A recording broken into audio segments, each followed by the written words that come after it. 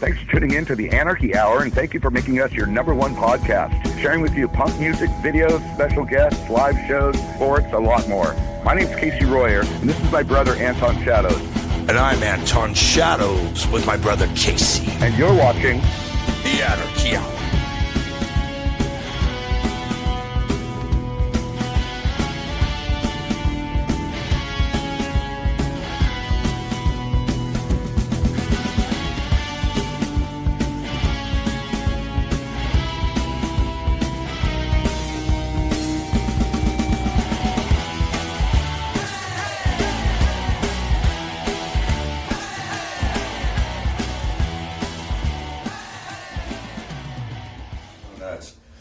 Ladies and gentlemen, welcome to the Anarchy Hour, starring Anton Shadows. I'm Casey Royer, thank you. And I'm Anton Shadows. And this is our guest this That's week. not your real name. This is our guest. His name is Mr. Jerry Roach, the proprietor owner of the Cuckoo's Nest. The godfather of West Coast punk rock. This guy, without this guy, we wouldn't have probably even be here because his club, the Cuckoo's Nest, facilitated our punk movement when no one would have us go to their clubs. It was really crazy. What do you think, Anton, as being my dead co-host who's a zombie? Thank you. I love this man. I spent so many years in that club. I saw the best shows of my entire life in that club. We wanted to critique how important that the Cuckoo's Nest was and how it Changed our lives and kept things Formed going our lives. in a very, very tough time when things were getting really judged on who's like morally right and who's free to do what and the regulations. And it was one of the most important things that happened in Orange County. I'm pretty, the most important thing that happened to punk rock in Orange County, this guy was in charge of. So, Jerry, you are a pioneer in everything. I'm so glad you had time to come down here. Do we get to introduce your lovely lady? No. No, we don't? Okay. We used to go out in junior college. These two? Yeah. Whoa. She tracked me down. What year was that? That's awesome. Yeah, I hear you're famous. I better find him. He was the cutest guy at Orange Coast College. He's still good looking. Jerry Roach, the cutest guy at Orange Coast College back in the day. That is awesome. Community college. Well, she wasn't bad herself. That's what she's ripping me off. I described her like that. So Take a look at her. She's holding returning the herself favor. quite well. It takes a good partner in life, Anton, to make it work. You know what? Sometimes things come full circle when they're supposed to. She's a Tustin girl. Oh, yeah. Foothill High. Foothill Knights. Well, I went to Tustin. Oh, okay. My That's brother, cool. Younger, went to Foothill. I went to Troy. We all kind of the band, SD and TI, and a lot of those guys all went to Troy High School. So we all were in the same, sports, same CIF sports divisions, which is kind of crazy because sports turned into punk rock, and we played our games down at Jerry's Cuckoo's Nest place. And we always won. That's the best thing about it. When you have one team, you win all the time, But Absolutely. yeah, everything's good in the hood. I'm glad you are here. I'm glad you're getting out and about, and everything's going good. We got to go to that show. Got to go to a show. TSOL still cruising. We're all still alive and pertinent to this world now. You went to one show with me, right? One, yeah. Was TSOL, right? They were throwing people into the audience. I'd never seen anything like that. That's when they... It's pretty fun. TSOL's still as good as they ever were. Tovar up with... and to take We got photos Tovar with coming out, Jack too. On stage, the three of us. He did what? Well, there was Tovar was in the audience, and I was in the wings. Somehow we all got on stage with Jack. Oh, recently? Yeah, the last gig. I think I saw a picture of that on Facebook. Jerry, let me ask you a question. What was that building before you purchased it? Before you started? I never bought it. It was just leased and stuff. It was built as a stage.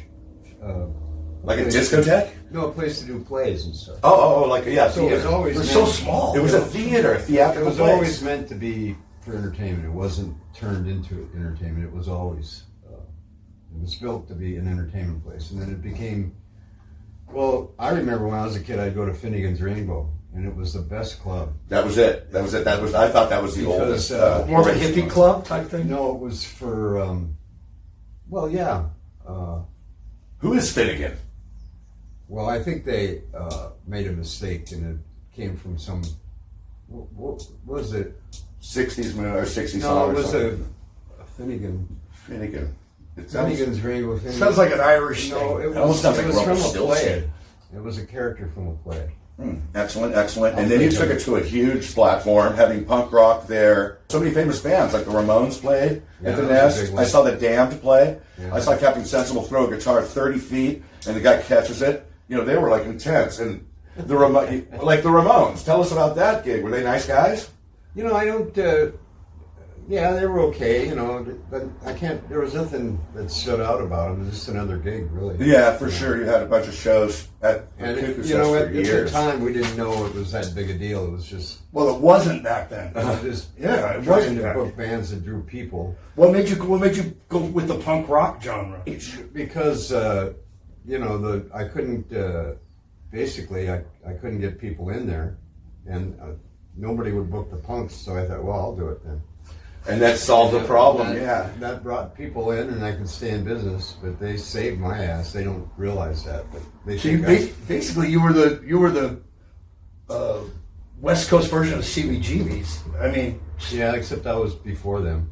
oh jeez. Prior to What was your CBGB's? first punk rock show? See, I don't know. I remember the show. It was the crowd. No, I'm just making Well, this the up. crowd played all the time. Yeah, the crowd was there all the time. They're still as good as And I mean, they're still they- Jim Decker. they're I still- always used them to open too, so I could get the Huntington crowd, make sure I had people come. So if I booked a big band, I would always book the crowd to guarantee people. Yeah, so the crowd brought a crowd, and it was Didn't they crowded. It was crowded. invent slam dancing too? Yeah. I think they actually I don't invented know. that. So That's so, what Decker says. He says he invented slam dancing at the Cuckoo's Nest. Like, he was awesome, man. I remember the crowd would play, and then Cuckoo's Nest would go crazy. I saw Black Flag play there once. the matinees. Oh, The it matinees. was just- That one matinee. I only did it with once. Rollins, right? It was Rollins. Yeah, he was. Yeah, Henry I was Rollins. there. We I had was Black there. I was Flag there. for the kids that weren't old enough to come at night. Yeah, it was a And that's great what club. I Really remember good him club. singing "I'm Not a Machine" and steam coming off. Like, he was all shaved. He had a shaved head at that time. It was freaking nuts. So what was the biggest draw at the club? I mean, which band was Led Zeppelin. Well, you know a sellout's a sellout. You don't know how much more You know, can like- sell out. I mean, how many seats or how many people were allowed in? Oh, well, I had a tremendously small.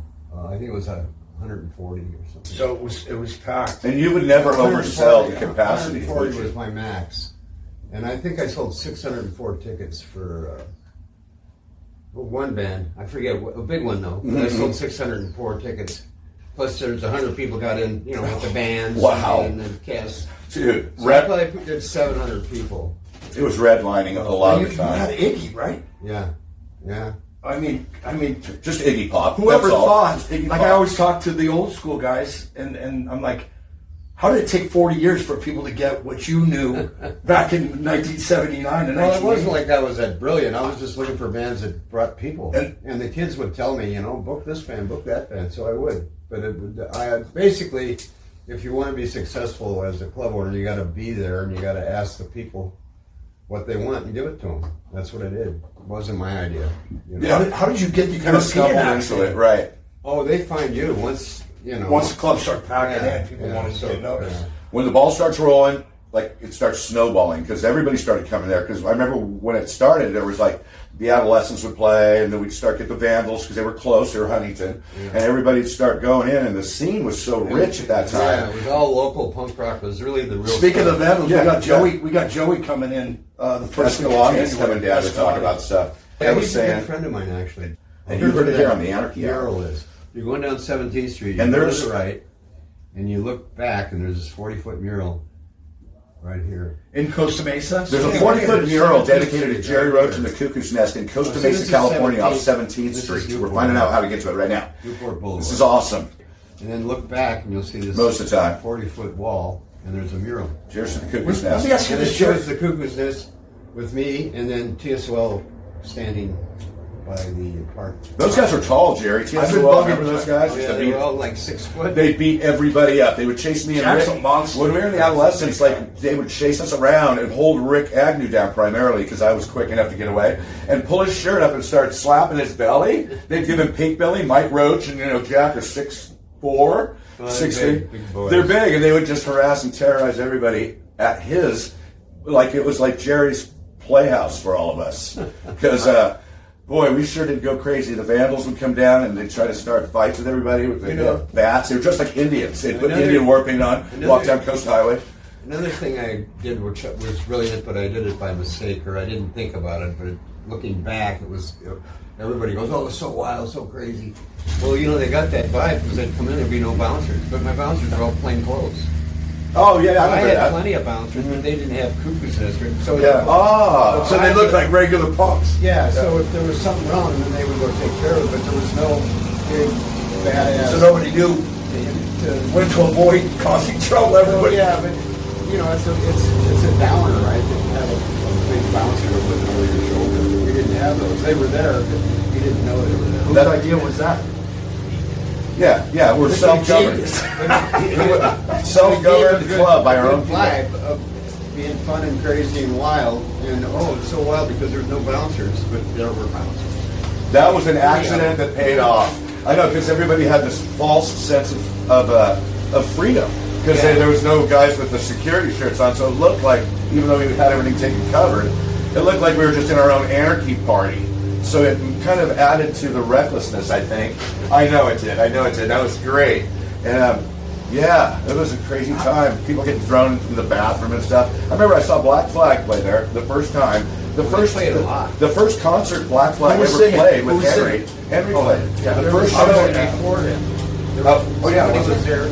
It was probably Des Cadena, probably. Yeah, he was here. The first time they played Des was... Oh, I love Des singing for Black Flag. What about Keith? Come on. Now, Keith Morris, the best. Chavo, one of the best. Yeah. But back to Henry, the first show that Henry played with Black Flag was at Jerry's place, the Cuckoo's Nest.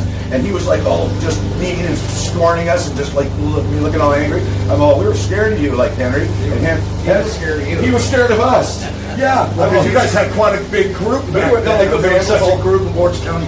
It was an insane club. And that's another thing I'm proud of. Subculture. The center of punk rock was the Cuckoo's Nest, not L.A., not... No, it wasn't. It wasn't. I mean, that was groundbreaking. The Whiskey A Go Go or whatever. What's the other big one down there? Yeah, Starwood was going on and all those, LAC. We were talking Orange County localism back in the early days of punk rock.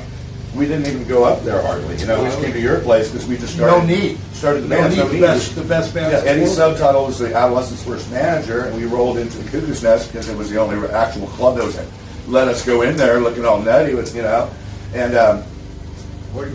the story goes on. Tony said the one club that gave us pizza. No, it was like I forget the word, but it was in the movie. They gave us a place to go, a place where we're safe. Yeah, safe sanctuary, kind of in this world of it was like a nobody wanted them around, and they were welcome there, and it was because they would complain about the Cuckoo's Nest, violence, charge too much. No, the punks would complain, I charge too much or this or that.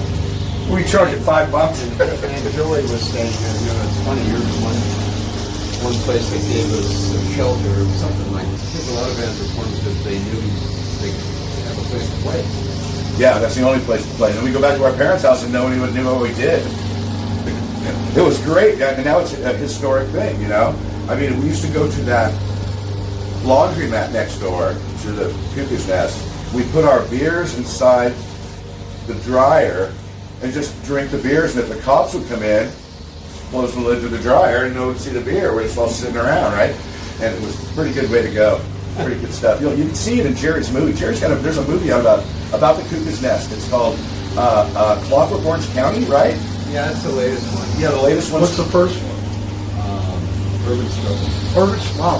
Hey, you guys, you know what? We should find a clip of that. Yeah, let's get a clip. We're going to find a clip of that. It's on the internet. Hey, Demetrius, run that clip. Run that clip. Jerry Roach. I really just wanted to shove punk rock right up their ass.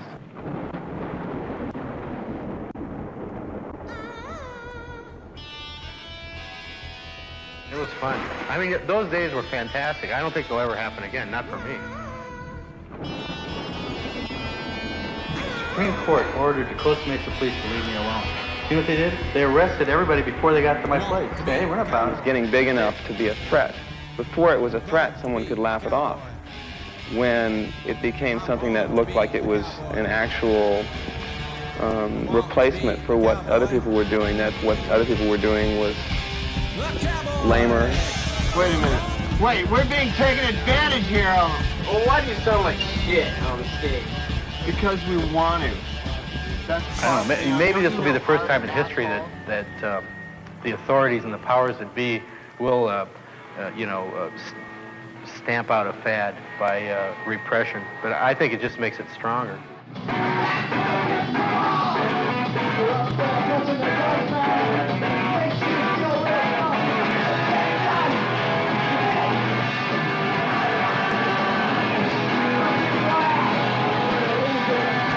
Well, I think that it's just the overall influence of physical contact. I think that's a necessary element of punk rock. And I want to be myself, be a person I want to be every day. I'm not like everybody else on the street. What do you think about the explosion, the fact that everybody's becoming a punk rocker? It's ridiculous. Who wants to be liked? No! Do you think all punks are assholes? Well, no, but they try to be pretty much. I like the attitude, you know. I had the same attitude when I was 18, 15. What is that attitude? You know, fuck you. I'll do what I want. Right. So, it's like, I'm here to mobilize.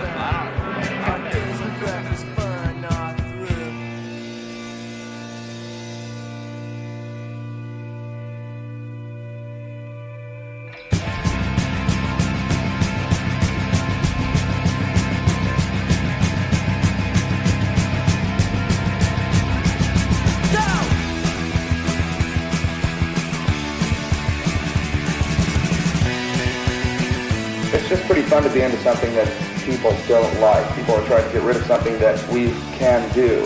It's our right to do what we want to do in this country. And it's a battle. It's kind of like punk's not a music, it's more like a sport. I'm a commie. I'm a commie. I don't think anything so heavy to just die out that quick. I just think we'll see more repercussions, and I think it's festering under, bubbling under, as they say.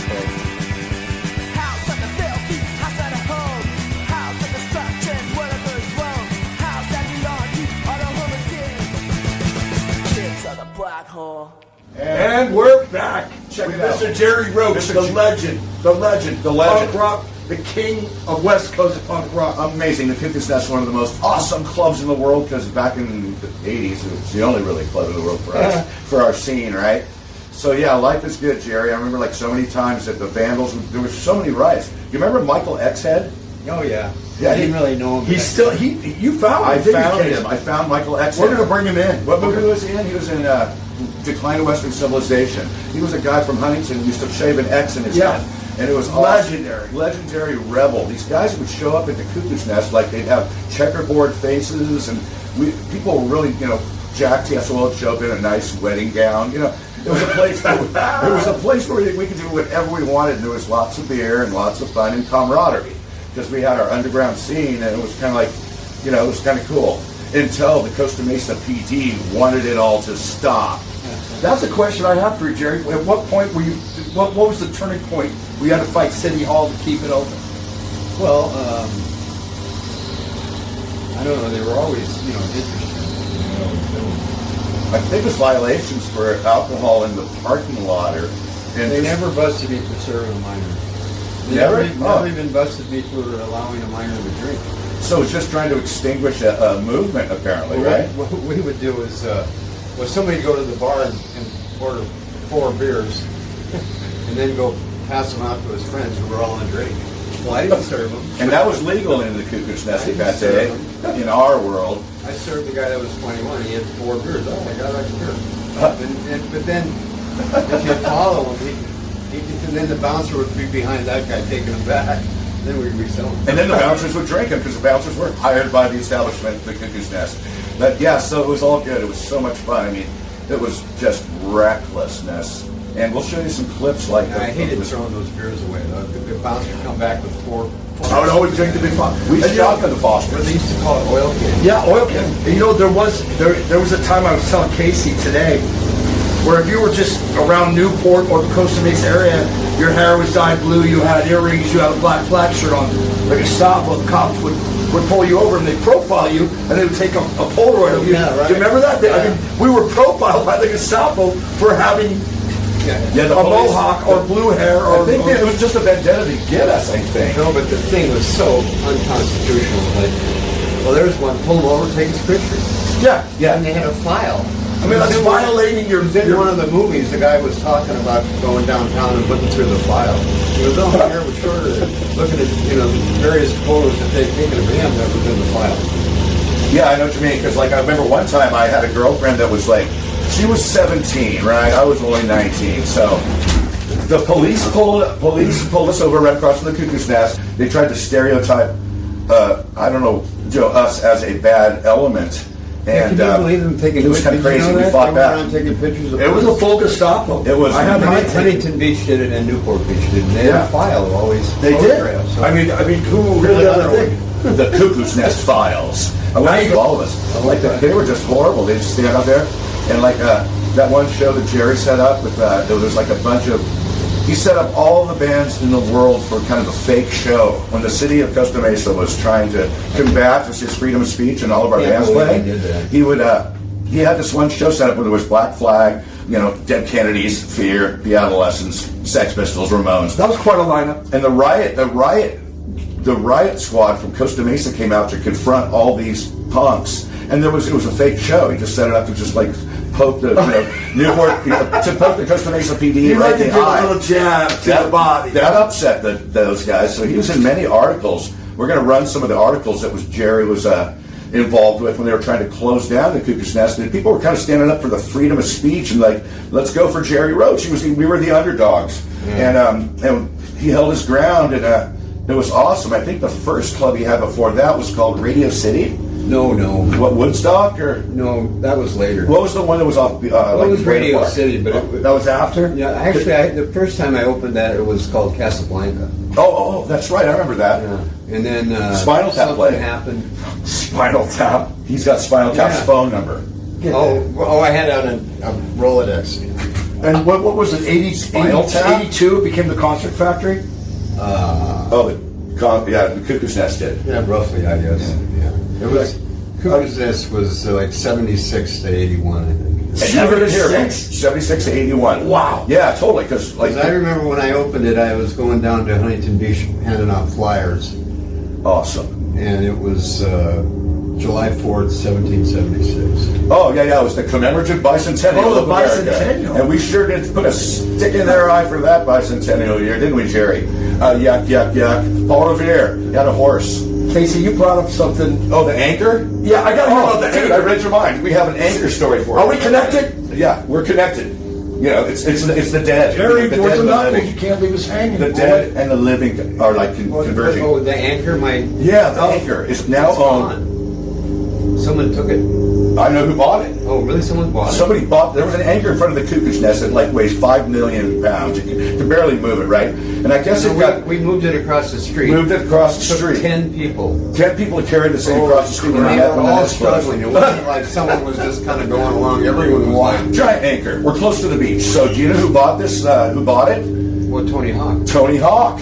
That is crazy. Do you think he still has it? Yeah, that's the story. You have Tony Hawk had the bar there, and we put it over there, and now it's gone. So I guess Tony took it with him. So I think Tony Hawk might have the lost anchor from the Cuckoo's Nest. It's almost like Oak Island or something. We gotta get Tony on here. I know. We gotta get everybody on here. This is fun. You having fun, Jerry? Yeah. Oh yeah. We're pretty mellow. This is pretty silly. We don't really script anything. What was the biggest fight at the Cuckoo's Nest? Was there a nice riot? I was at a couple. The most violent show. Yeah. Not really. Cro-Mags. Something from the East Coast. The bands, they would get wild in the pit and stuff, but there was never really any gang fights or riots. Yeah, it was weird. We had a sense of camaraderie. Like we'd knock somebody down, and then we'd say, "Oh, sorry, pick them up," and then we'd push them down again. It was a pretty reckless, like a high school dance gone astray. I think the craziest show I went to was Circle Jerks, where it was like walking into hell. Back then, I was all drugged out, and I'm like, oh my God, your was just bumping you, and the pit was just absolutely crazy. See, that's what happens to you when you do drugs, kids. Look at that. Then I'll never forget. the pit's going crazy. All of a sudden they do Jackie DeShannon's "Think of Your Fellow Man, put a little love in your heart." I was like, damn, they were the funnest band. Circle Jerks. I saw. We got Greg Hessig coming in too. Day after Christmas. Oh yeah, he's gonna come sit down with us. Everybody's checking in from the punk rock world because it's the only thing we have left. No, I'm kidding. It's a lot of fun, and I'm glad a lot of people are following our scene. When are you gonna open another club? Never. Yeah, isn't there one that's open right next door? You just go right in there. Right. That's called the Tiki Bar. I think it's empty. Yeah, well, they have shows there now, and it's still happening. It's still happening. We feel like taking it over. They need a new face on that place. Sorry about that. Everybody needs a new face, including me. We just played with the Dead Boys a couple weeks ago. One of my other bands. The Dead Boys are a little more edgy. They played there too? No, I don't know. I'm just. Did the Germs ever play? But they're dead. God, they were gone before. Darby crashed hard before he got to Orange County. He crashed. Yeah, totally. He crashed. That happens. They were one of the nuttiest punk bands I've ever seen. The Germs was before, and then after the Germs, I'm like AG after the Germs. Because they were already gone when I started booking punk. I remember the Damned played there. Captain Sensible. I don't know if you remember this one. They're just the Damned is playing at the Cuckoo's Nest. I was just we're blown away, but we didn't know the difference. We're just having fun, right? So Captain Sensible had this wig. It looked like his hair, right? It was down to here. It was way down here, long hair. Sensible's playing guitar, and he was playing an SG, that's no Gibson perk, but So he was playing. He got to the very last song, pulls off the wig, and he's bald. Everybody looks at him and just goes. Freaks out. Do you remember that? He's bald. It's not okay to be bald? Well, it is, but he fooled everybody. He's a prankster, Captain Sensible. I've told stories about him before. But and then his roadie threw an SG all the way side to side stage, overhead throw, guitar flew through the air. Captain Sensible just catches it, plugs it in and plays. They were so awesome. I mean, it was a really great thing. I mean, so many bands have played at the Cuckoo's Nest. Yeah, I think they all played except the Sex Pistols. Yeah, the Sex Pistols. Well, we had two members play. They weren't in the Sex Pistols, but they were in other bands. What Checkered Past? Checkered Past. We were talking about Soupy Silkson, and then Clem Burke from Blondie. Yeah, they played Radio City, but I think they might have played the Cuckoo's. They did. I saw them there. Too bad you didn't get Blondie down there. That would have been a good one. Did you have Blondie down there? Blondie Chaplin. Blondie Chaplin. You know who I used to love to go see there was Josie Cotton. Oh yeah, she was awesome, and Jamie James and the King Bees. That was the rim, yeah. Yeah. They played a lot. The King Bees. They did. You had the Go-Go's there. You had the Bangles, the Bangs. We should do, you guys. We should see some more footage from the Cuckoo's. Did you know that the Bangles used to be the Bangs? There was a little bit crass. Where the girls? Did you ever have the crass? No, that was way before. That was. Let's watch some footage. I thought that was pretty cool though. Because they became a go-go, like the Go-Go's, the Bangles. I like the Go-Go's. They became this beautiful. They became a girl, like a girl. They were awesome. Suzanne Hoffs. Jerry. I don't think anybody ever figured that out because the Bangles were like so. Poppy kind of. Yeah, like the Go-Go's, like they're cute. Well, thank goodness for that. They started more of an edge, right? I mean, they were kind of a punky girl movement thing, which was cool. Like Madonna, they facilitated our more angry bands. So cool calling themselves the Bangs. I thought that was pretty. Bang. I think that's what a great word. It's an adjective. I want to, remember to bang or not to bang. Remember UXA? Oh yeah. Detroit. She used to come to shows from one of my. I wonder if she's still around. She was so sweet. I think she was such a sweet. You know what? Like that name, Detroit. Yeah, that's a cool name, right? So amazing. She was in UXA. UXA. That's what. In the UXA. Remember that one? Like what was that other? That was on the Siren album, I think. Remember the Discords? Remember Andy from England and then Scott Kellums? No. I never knew anybody individually. I just remember the band. The band was good. And I never really interacted with him much. You just kept in the office more like. Well, he had his hands full. I just wasn't, interested in, I was just more. It was more business, and I wasn't a groupie. I wasn't impressed by any of them, really. Me neither. We put later on, they go, that's legendary. Oh yeah, I guess it was. And now I feel great again. Knowing that you don't really know, you look back and you think, Jerry, let me ask you this: I took more film. I should have filmed stuff, but I didn't. I know, huh? But there's film out there. If you were to pick one of your favorite bands, good question, Anton. Yeah, what would it be? What band? Well, I've always been connected to TSOL. I mean, Okay, well, let's, Demetrius. People know that. Demetrius, we're gonna run a clip. We're playing with TSOL. We're playing with TSOL. Excuse me. We're playing with TSOL. Doing great. We're playing with TSOL coming up, like in about 2 weeks. You ought to come to the show. Yeah, don't time date us about that. We See, you time dated us now. No, that's all good. No, we got to put these episodes out. We got to be time dated because we are fresh. We're gonna get Jack. I've been bugging Jack too. We're kind of like Jack said he's gonna come on. It's just locking him down. He's super busy. Yeah, Jack's I think he's really going busy. to China. But we're going to be playing the Atlas. Seriously, one of the greatest frontmen in the history of the planet. Jack Well, Gresham is people pretty just cool. like him because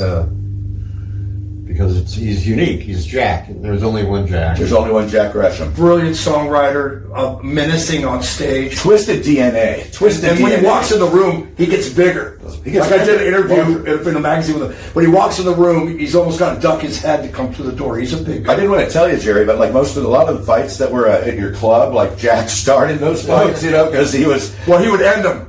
He would end them too. He could just grab you and just rip your arm out. Oh, he was huge. He'd antagonize people. I'm all, Jack, do you wear those? Why do you wear that? Are you cross-dressing like Boy George? He's all, no, I just wanted to fight everybody. There was some crazy stuff in the park. Well, I remember when he came in the bridal costume. Oh, the bridal. Yeah. I think he was trying to be in Christian Death. I don't know, like Roz. Woo! But Jack was awesome. He's such a performer and such a great guy. It was so fun. In fact, I think the Posh Boy release of their first 5-song EP was the cover shot by Ed Culver was shot at the Cuckoo's Nest. And it's the one with the black cover with the white outline of them all standing on stage. Yeah, I think that's a famous Cuckoo's Nest thing. Yeah, Ed's a good friend of mine too. Yeah, I've interviewed him and talked to him. Hi, Ed.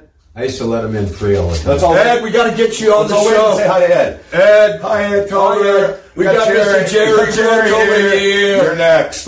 Hey, so we're gonna run a clip, right? We're calling it up. We're gonna run a clip about the Cuckoo's Nest and Demetrius. No, we're gonna run a clip. TSOL. We gotta run the. We already ran that. Did we run that? I don't know. Where's my clipboard? My memory's like a crackhead. Okay. Where's your clipboard? Here is a video. Ready? 1, 2, 3, go.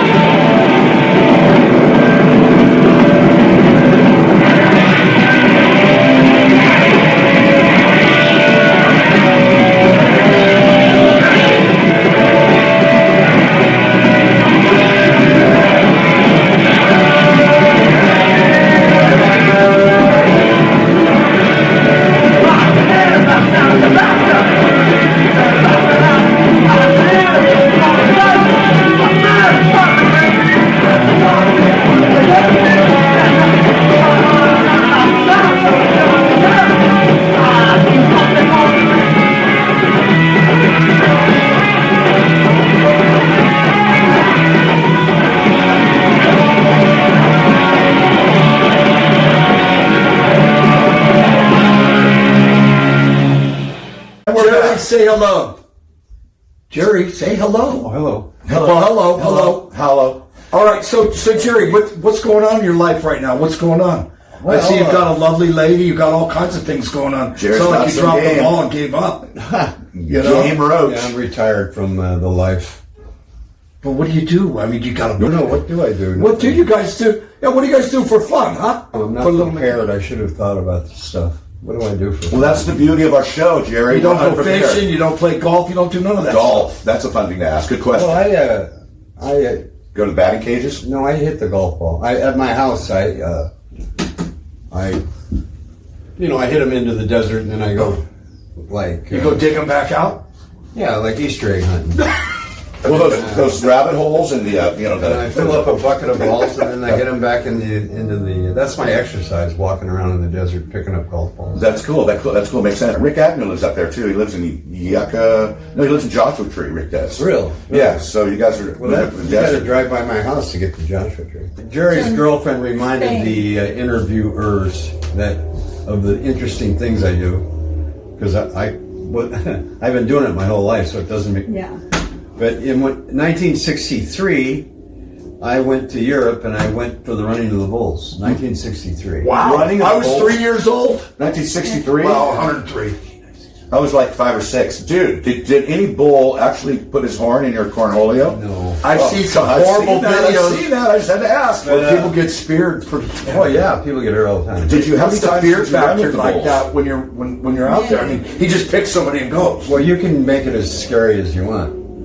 You could go up to the bull and go, bull, chase me. The ultimate is running in front of a bull with the horns on either side. And you get into, you pick up a bull and he sees you, you see him, and you run together, and he's just kind of following you, and you just go along. You're like leading him, showing him no threats, and that's the ultimate. Do you give him a little pat on the head? But then there's other ways you can. The herd's coming. You can run alongside and get behind one.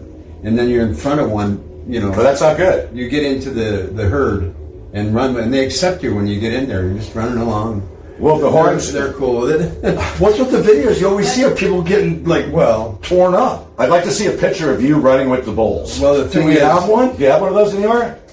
Yeah, the picture. Okay, we're gonna go. We gotta get that. We're gonna find one. We gotta connect with you find to a make picture sure of Jerry Roach running with the bulls. And bulls aren't like little wussies. Bulls have horns. They'll there's 600 kilos. And each bull has 2 horns. That's not even a good. That's not good odds. 600 kilos. You see anybody get run over? Oh yeah. Did you pick them up, or they were just done? It's kind of every man for himself. Really, I want to do it. But Just he like did life. for Just many like. years, and then right after his 80th birthday, he went.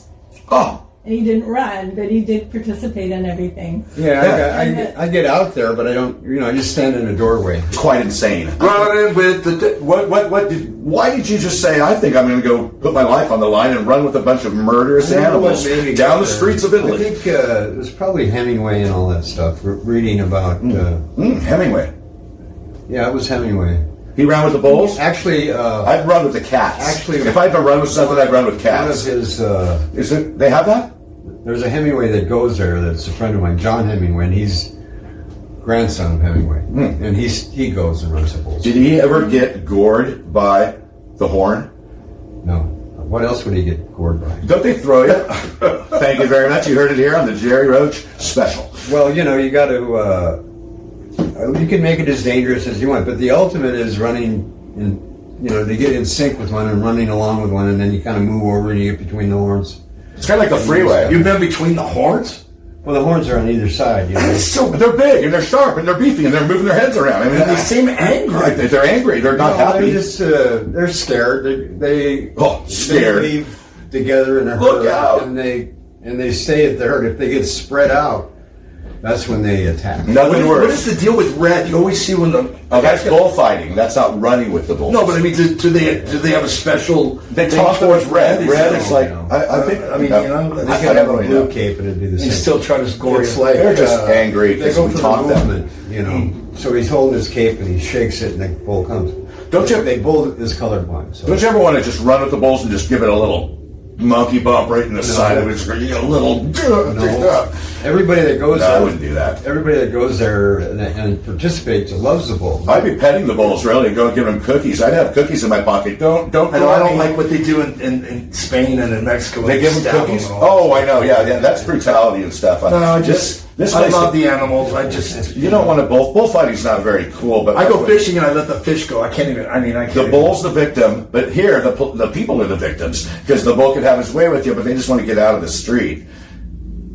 Did I just say that? How much That's is so great. 600 kilos. So anybody want to run with the bulls, just write in the comments and we'll send you Jerry's phone number. Well, I'm joking, of course. So it would be... We're going to go see the Jerry Roach wall in Costa Mesa after this. We'll show you pictures of that. 13. So yeah, the scene we made up, I'm never going to forget. Just rolling into the Cuckoo's Nest, into that back parking lot. It was sanctuary. You go to the parking lot. Another thing I used to let... I know that they had a lot of fun back there, and I never went back there. It was like a free zone. They could do whatever they wanted. The cops never went there. So the back parking lot was like, It was a free ride. Things happened back there. Because I didn't go back there. I hid in my car when there was little riots going on back there that Jerry apparently didn't know about. Like, there would be a little fight. There was always fights, just kind of a bully thing, like a high school dance with a bunch of drunk people.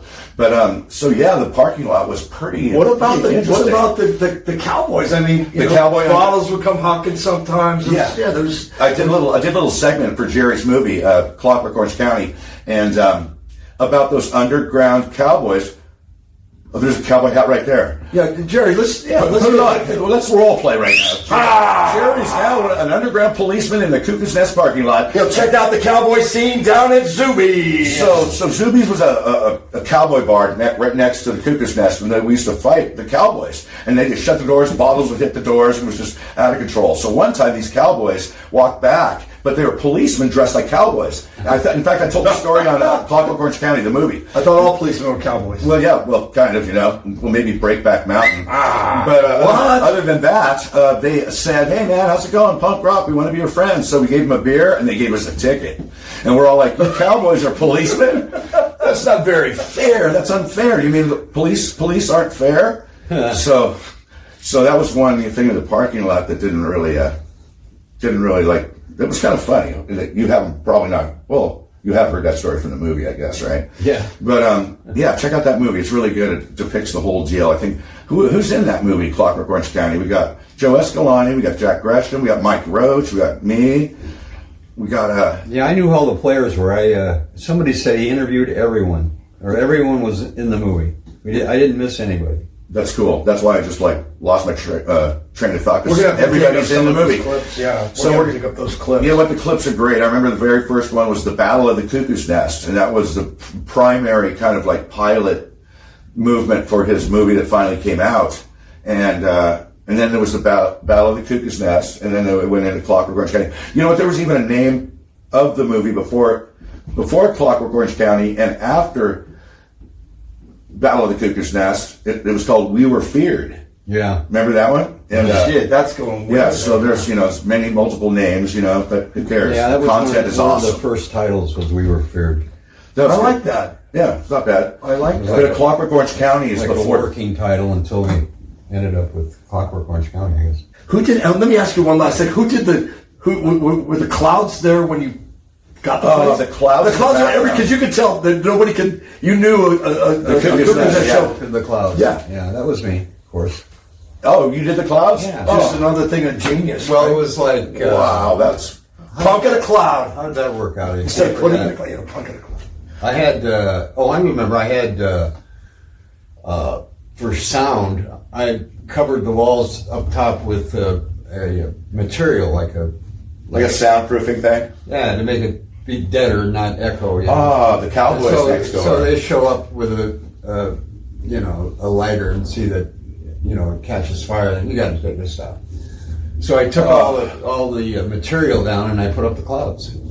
Amazing, because you see Johnny Ramone. There's a great shot of Johnny Ramone with the clouds back there, and Dave Vanian, a great picture of the dam. Well, Dave with the clouds. It's environmental graphics. That movie Tony Montana when he shoots Scarface. And they got, that's you. No, but when I'm Scarface. Okay, go ahead. Sorry. They've got a mural from Environmental Graphics on the wall. The clouds are amazing. It's timeless. They're timeless, and clouds are timeless as well because they're always up. People think they're I always painted around. those clouds. Are those clouds or chemtrails? Those clouds are chemtrails are long and straight. They have straight. It's like a line. But I thought they were contrails. Those are. I think those are fluffy cumulus nimbus clouds. They're rain clouds, but they're spaced out really well. Pretty much like most of your people that came to the nest. Really spaced out, so it wasn't gonna rain that day. It was a nice day at the Cuckoo's Nest all the time, day and night, because of those clouds on the mural. So, hey, we're going to watch another video. We'll be right back after this.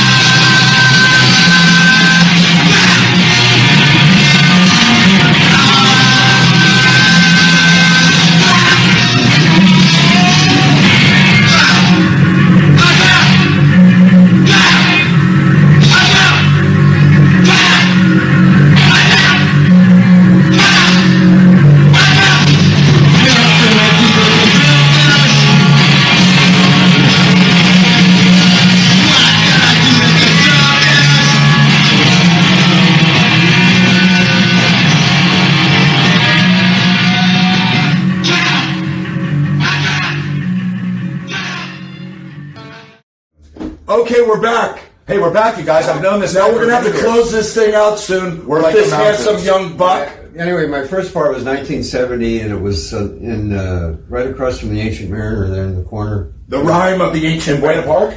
No, in Newport. In Newport. What was it called?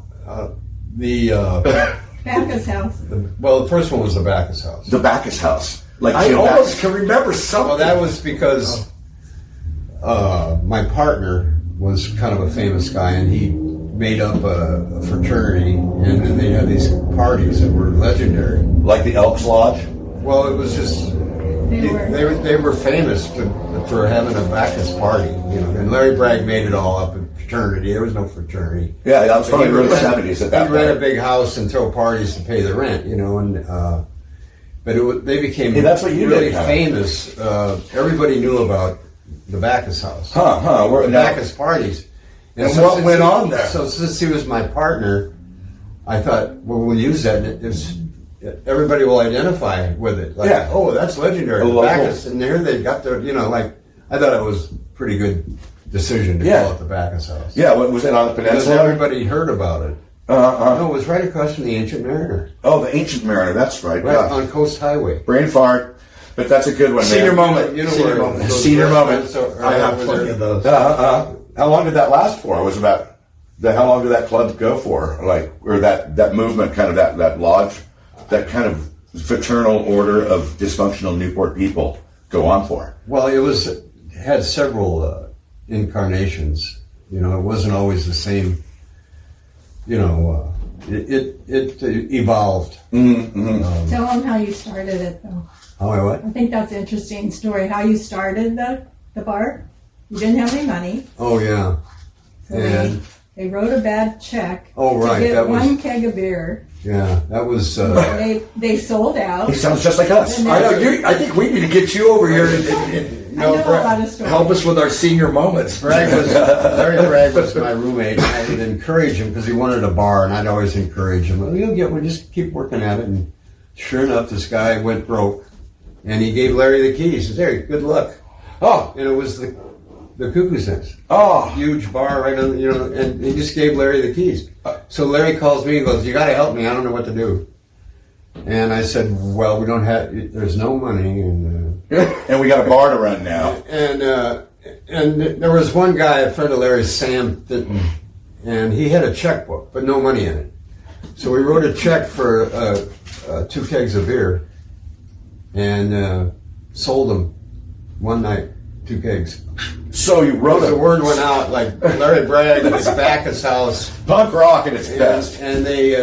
And so we covered the check and bought 2 more kegs, and that's how we started. Wow, did they charge you a little penalty for buying kegs on a bad check? No, we covered it for it bounced. Oh, okay, but that's classic. In the old days, great you had a couple story. of days, you know, to cover a check. Yeah, so you could kind of write a bad check and get the money in by the morning, and it wasn't bad anymore. Right, what a great story. It's like, that's how it started. It's Humble beginning. A humble beginning on just like everything that's created at escalation. But anyway, we started with the bad check for 2 kegs of beer. That is classic. That's a classic story. And if it wasn't for Larry Bragg being so famous with all his Bacchus parties that were legendary, as you say, the legendary Bacchus that parties. we used that name to everybody would, you know, understand what it was all about. Yeah, go there. Yeah, it's kind of a 60s thing, you know, underground. We were, you know, doing well from the beginning. We didn't have any bad times like we were, you know. Well, who doesn't want to have a good time? You know what I mean? If you know. Well, I mean, bad times financially, where you can't get the money to pay the rent, that kind of stuff. Yeah, well, a lot of the people name that you know are in that situation, but if they have the perseverance and the vision, and they're apply themselves, you can make something out of anything if you try hard enough. And way to stumble into a great historic personality you are. Yeah, which it's just changed amazing too. We started as you hire one band to play it for a week. Mm-hmm. And that didn't work. And I don't know how I eventually... You got Blondie. Yeah. Start playing there. Yeah, that's right. He was the house band for a while. Did you ever hook up with Dick Dale? Did you have Dick Dale in any of the clubs? No, but he had a bar next to Radio City, but he never really opened it. But Radio City. We became friends. I used to see him at the Rinky Dink before he went to the Rendezvous. There was a bar, the Rinky Dink. He played there. Yeah, no way. That little postage stamp, and it was packed. And all of a sudden, the next weekend, he was at the Rendezvous, and he kind of opened the Rendezvous. Oh, he real. reopened it for whatever. Right. And that's how it started, really. Another great club, the Rendezvous was great. There's this little place. It was like Jezebel's. I think remember Jezebel's? That was in. You could put 4 Jezebels in the Rendezvous. And Anaheim or something. Remember he had tigers and stuff. He lived live tigers in his house. Oh, like a long time ago. Well, like the white tigers in Las Vegas. No, he just had he liked to have animals around, I guess. He had that first house as you come in. The harbor. Or the last house. By the harbor. Yeah. By John Wayne, over there, kind of by John Wayne's place, right? Good old John Wayne. Not really by John Wayne. Well, was it? No, if you're leaving the harbor, it's the last house. On the right, yeah. Oh, those big Spanish ones, right? The big Spanish looking ones. There's 2 of them on the end. They're like kind of interconnected. I heard a story that they were brothers. 2 brothers. One guy he's all like, I'm going to take away your view from his house next to the the other house. It's right by the Wedge in Newport Beach. And he's all, I'm going to build a house right next to you on a lot in Touche. I don't know if that story's true. I could have made it up right now. There's two brothers, and they had a big house, and they divided the house. Oh, is that what it was? Yeah. Oh, okay. And the story unfolds. But hey, Newport's a fun place. I mean, I've lived here for like 30 years, and it's really kind of a cool zone. There's a lot of fun. There's a lot of seals, and watch out for the orcas. I guess orcas are attacking boats now. Oh, really? Yeah, something on the, I go to the University of YouTube, so I'm a student, and I study all the time. And they're ripping up the dolphins. I guess the orcas are like just blindsiding boats. The orcas are teaming up and taking down pretty good sized boats. You're kidding. No, they're breaking the holes and just like it's taking in the water, and they're smart little guys. Those sons of bitches aren't out for fun. Wow. You know, remember, what was it? There was one in SeaWorld. That was Till them. What was the name of that one? One of them that drugged the girl down to the bottom.